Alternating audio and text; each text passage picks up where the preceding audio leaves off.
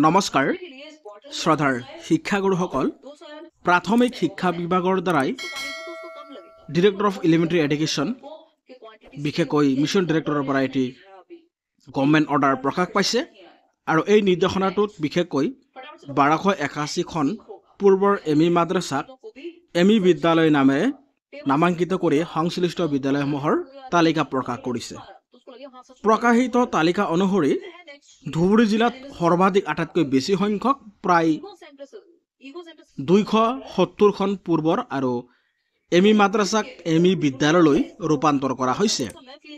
উল্লেখযোগ্য যে প্ৰাথমিক শিক্ষা সঞ্চালকে দিয়া এই নিৰ্দেশনাত উল্লেখ কৰা হৈছে যে প্ৰাথমিক শিক্ষা সঞ্চালকৰ অধীনস্থ উচ্চ প্ৰাথমিক বিদ্যালয়ৰ এমই মাদ্ৰাছাসমূহ বিশেষকৈ আজিৰে পৰা কাৰ্যকৰী হোৱাকৈ তেওঁলোকৰ বিদ্যালয়সমূহ বিশেষকৈ এমই বিদ্যালয়লৈ ৰূপান্তৰিত কৰা হৈছে। এমই মাদ্ৰাছাসমূহক এমই বিদ্যালয়লৈ ৰূপান্তৰ কৰাৰ প্ৰসংগত শিক্ষা বিভাগে কেইবাটাও কথা স্পষ্ট কৰি দিছে যে ৰাজ্যৰ চৰকাৰে পূৰ্বে সকলো চৰকাৰী আৰু বিশেষকৈ প্ৰাদেশিকৃত অৰ্থাৎ প্ৰভিন্সিয়েলাইজড হোৱা মাদ্ৰাছাসমূহক ধৰ্ম শিক্ষাস্থানৰ পৰিৱৰ্তে একোখন বিদ্যালয়লৈ ৰূপান্তৰ কৰিবলৈ সিদ্ধান্ত লৈছিল আৰু এনে বিদ্যালয়সমূহক সেৱাৰ অধীনলৈ সামৰি লোৱা পৰিকল্পনা গ্ৰহণ কৰা হৈছিল। এই পৰিকল্পনাৰ অংশৰূপে 1281খন এমই মাদ্ৰাছাক এমই বিদ্যালয়লৈ ৰূপান্তৰ কৰা হয়। তালিকা অনুসৰি ধুবুৰী জিলাত 269খন এমই মাদ্ৰাছাক এমই বিদ্যালয়লৈ ৰূপান্তৰৰ বিপৰীতে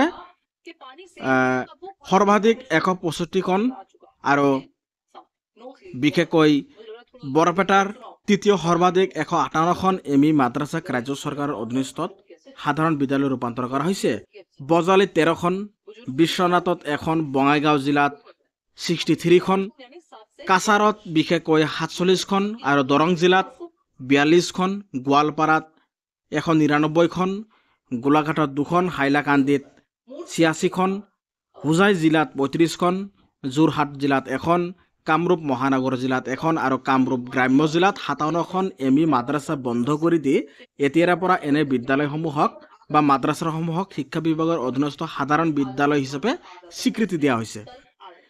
একেটা নিৰ্দেশনাতে কৰিমগঞ্জ জিলাত 45খন মাদ্ৰাছা, লখিমপুৰ জিলাত 18খন, মৰিগাঁও জিলাত 64খন, নলবাৰীত 29খন, শিৱসাগৰত 2খন, শোণিতপুৰত 5খন আৰু দক্ষিণ শালমাৰা মানকাচৰত 75খন এমই মাদ্ৰাছা ভংগ কৰি এই মাদ্ৰাছাসমূহক বিশেষকৈ কাৰ্যকৰী হোৱাকৈ এমই বিদ্যালয়লৈ স্বীকৃতি দিয়া হৈছে। ইয়াৰ ফলত এতিয়াৰে পৰা এই মাদ্ৰাছাসমূহত পূৰ্বৰ দৰে ধৰ্মীয় বিষয়সমূহ পাঠদানৰ পৰিৱৰ্তে ছাত্ৰ ছাত্ৰীসকলক আন চৰকাৰী প্ৰাথমিক মজলীয়া বিদ্যালয়সমূহৰ দৰে স্বাভাৱিক পাঠ্যপুথিৰে পাঠদান কৰা হ'ব। গতিকে এইখিনি আছিল বিশেষকৈ প্ৰভিন্সিয়েলাইজড হোৱা আৰু বিশেষকৈ চৰকাৰী খণ্ডৰ এমই স্কুলৰ সমগ্ৰ ৰাজ্যৰেই জিলাভিত্তিক এখন তালিকা। এতিয়াৰ পৰা এই বিদ্যালয়সমূহ সম্পূৰ্ণ বিদ্যালয়ৰূপে ৰূপান্তৰিত কৰা হৈছে। গতিকে এই বিদ্যালয়সমূহত এতিয়াৰ পৰা বিশেষকৈ নতুনকৈ এপইণ্টমেণ্ট হ'লে শিক্ষক পোৱাৰ পূৰ্ণ সম্ভাৱনা আছে। কিয়নো মেক্সিমামে এনেকুৱা মাদ্ৰাছাসমূহ দেখা পায় তেওঁলোকে জইন নকৰি তেওঁলোকে বেলেগ এটা উপায় বা বেলেগ পোষ্ট যদি পায় তাতে জইন কৰে। কিন্তু এতিয়াৰ পৰা স্কুললৈ ৰূপান্তৰিত কৰাৰ ফলত এই স্কুলসমূহে নতুন নতুন শিক্ষক পাবলৈ সক্ষম হ'ব। গতিকে এইটো এটা ৰাজ্যৰ মাদ্ৰাছা শিক্ষকসকলৰ কাৰণে ভাল খবৰ। এতিয়াৰ পৰা আপোনালোকৰ শিক্ষকৰ সমস্যাটো ভোগ কৰিব লগা নহ'ব।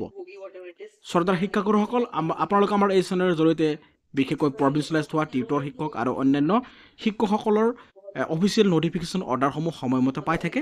আশা কৰোঁ আমাৰ এই চেনেলটো ছাবস্ক্ৰাইব কৰি ল'ব আৰু অফিচিয়েল নটিফিকেশ্যন অৰ্ডাৰসমূহ সময়মতে পাবলৈ আমাৰ লগত জড়িত হৈ থাকিব। ধন্যবাদ।